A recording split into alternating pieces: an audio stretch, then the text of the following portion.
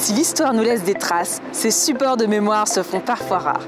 Alors, comment garder notre mémoire vivante? Pour répondre à cette question, nous avons décidé de vous présenter un petit panorama du patrimoine culturel des troupes de montagne. Nous sommes ici sur la place d'Armes, la place de Verdun, à Grenoble. Derrière nous se trouve l'hôtel des troupes de montagne. On l'identifie avec ses attributs militaires, des mascarons sur la façade à l'extérieur représentant la force et la sagesse qui s'équilibrent. Remarquez le fronton triangulaire, la porte gravée de boucliers et de glaives.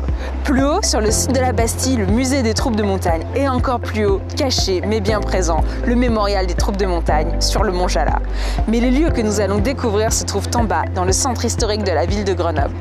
À la fois hôtel de commandement, lieu de commandement du général commandant de la 27e brigade d'infanterie de montagne, maison mère des troupes de montagne, lieu d'habitation, de vie des familles, ce lieu de patrimoine national n'a jamais cessé d'être vivant depuis sa création.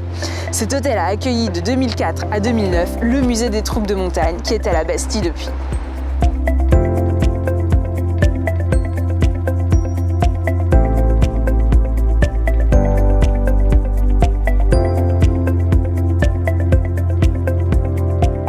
Nous voici dans les réserves, lieu tenu secret.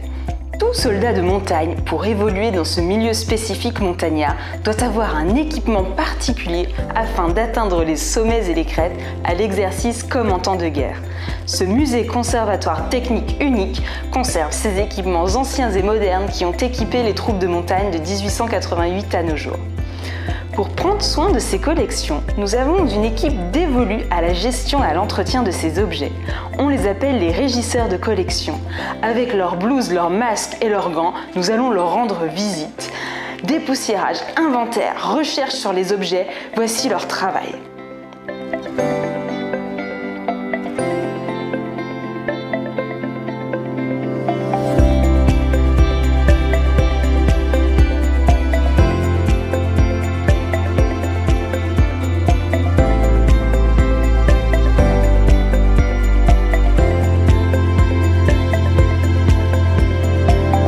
L'hôtel des troupes de montagne possède une bibliothèque patrimoniale sur l'histoire militaire en montagne.